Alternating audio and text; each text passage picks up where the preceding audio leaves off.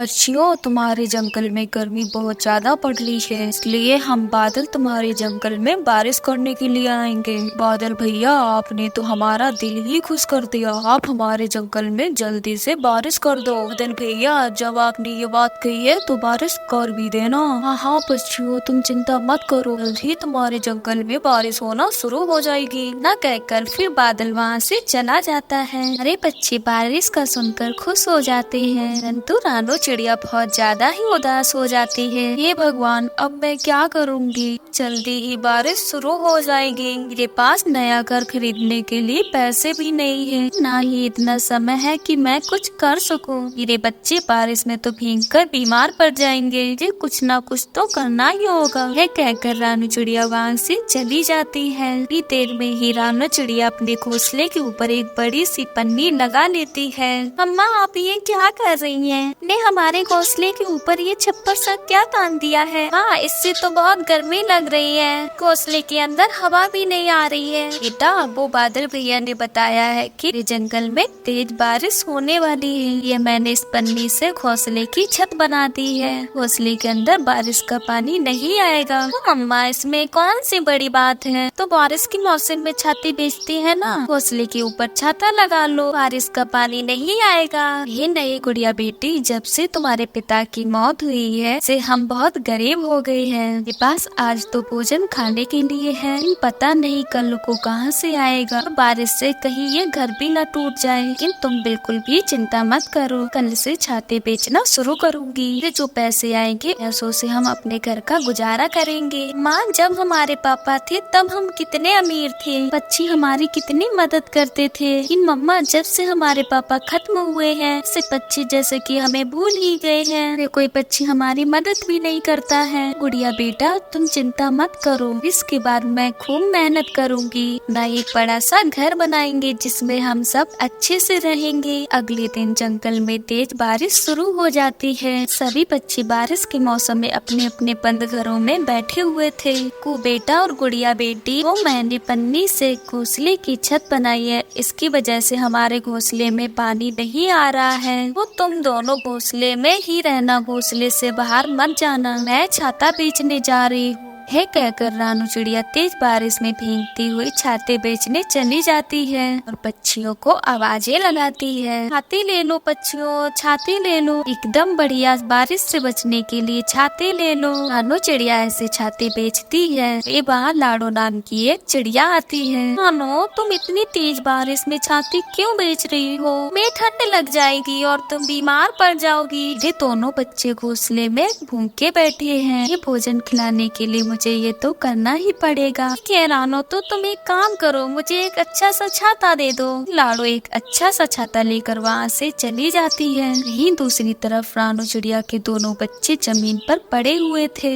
उनकी काफी ज्यादा चोट लगी हुई थी। बारिश तेज होने की वजह से घोंसला टूट फूट जाता है, ये वो जमीन पर पड़े हुए थे। रानू चिड़िया के बच्चे काफी देर तक बारिश में भीगते रहते हैं, लेकिन वहाँ पर कोई भी नहीं आता। और बैठा टुन्नू चिड़िया ये सब देख लेता है। वो वहाँ आ जाता है। को गुड़िया बेटी, ये सब कैसे हुआ? दोनों घोंसले से नीचे कैसे गिर गए? दोनों को चोट लगी है। फिर गुड़िया चिड़िया टुन्नू को सारी बात बताती है। इस जंगल के कितने पक्षी बुरे हैं। जब रानू चिड़िया अमीर थी तब वो पक्षियों की कितनी मदद करती थी, लेकिन जब रानू चिड़िया की आज ये हालत है तब कोई भी पक्षी उसे पूछ भी नहीं रहा। बुरे हैं इस जंगल के सभी पक्षी। तो 2 साल के बाद आज इस जंगल में आया हूँ, जिसे ये हालत तुम्हारी देखी नहीं जाती। दोनों मेरे घर चलो। टुन्नू रानू चिड़िया के दोनों बच्चों को अपने घर ले आता है। थोड़ी देर बाद रानू चिड़िया भी टुन्नू चिड़े के घोंसले में आ जाती है। हाय रे मेरे बच्चे, मेरी वजह से मेरे बच्चों की ये हालत हो गई है। नहीं रानू चिड़िया, इसमें तुम्हारी कोई गलती नहीं है, तुम्हारी गलती तो पक्षियों की है। ये तुम्हारा ख्याल रखना चाहिए था। जब तुम अमीर थी तब तुम पक्षियों का कितना ख्याल रखती थी, तुम उन्हें भोजन भी ला कर देती थी। रानू चिड़िया, इस जंगल के पक्षी बहुत बुरे हैं। तुम यहाँ से कहीं नहीं जाओगी, तुम मेरे घर में ही रहोगी। नो, आज मैं तुमसे 2 साल बाद मिली हूँ। तुम पहले भी ऐसे थे और आज भी तुम ऐसे ही हो। तुम बिल्कुल भी नहीं बदली हो। नहीं रानू चिड़िया, मैं दूसरे पक्षियों की तरह नहीं हूँ जी का बुरा वक्त आने पर मैं बदल जाऊँ। दूसरी तरफ भी सभी पक्षी बहुत परेशान होते हैं। ये लाडो सभी पक्षियों से कहती है, को पता है पक्षियों, नो चिड़िया बारिश में भीगती हुई छाते बेच रही है कि वो अपने बच्चों के लिए भोजन ला सके और उन्हें खिला सके। ये समय था जब रानू चिड़िया हम सब पक्षियों की कितनी मदद करती थी और हमें भोजन भी देती थी। लेकिन जब आज उसके बुरे दिन हैं, तो हम में से किसी ने भी उसकी मदद नहीं की। हाँ लाडो, तुम ठीक कहते हो। हम सब पक्षी उसके बुरे वक्त में काम नहीं आ रहे, लेकिन वो हमारे बुरे वक्त में कितना काम आई है। वो हमसे बहुत नाराज होगी कि हम में से किसी ने भी उसकी मदद नहीं की है। हाँ, तो नाराज होना तो उसका बनता है। जरूर नाराज होगी हम सब पक्षियों से,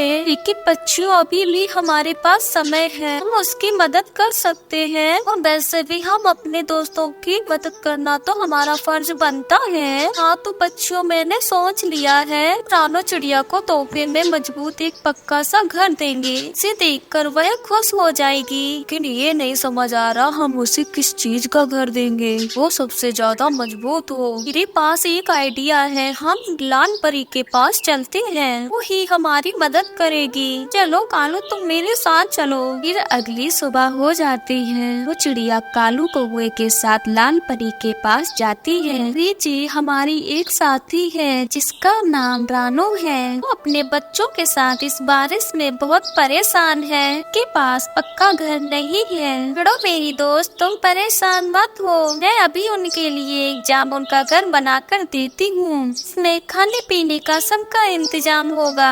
लाल परी अपनी जादू से एक जामुन का घर बना देती है। लो चलो कालू, रानू के पास चलते हैं और उससे माफी मांगते हैं। ये कहकर सभी पक्षी टुन्नू के घर आ जाते हैं। वो चिड़िया, हमें माफ कर दो जो हमने तुम्हारी मदद नहीं की। लो रानू चिड़िया, हमें कुछ दिखाना है तुम्हें। चियो, हमें बहुत खुशी हुई है। सभी को अपनी गलती का एहसास हो गया है। मैंने आप सभी को माफ भी कर दिया है। हाँ चिड़िया, अब हम जान गए हैं, हमें देखना चाहिए हमारे कोई आस पड़ोस में परेशान तो नहीं है, हमें उनकी मदद करनी चाहिए। हाँ चिड़िया, हमने तुम्हारे लिए जामुन का घर लाल परी से बनवाया है, जाओ अपने बच्चों के साथ इसमें रहो। रानू चिड़िया अपने दोनों बच्चों को लेकर जामुन के घर में आ जाती है। माँ, ये तो बहुत खूबसूरत घर है। रानू चिड़िया अपने बच्चों के साथ उस घर में खुशी खुशी से रहने लगती है। तो आपको हमारी कहानी कैसी लगी है? हमारी कहानी को लाइक करें, कमेंट करके अपनी राय हमें दें। पिके कमेंट और लाइक हमारे हौसले को बढ़ाते हैं।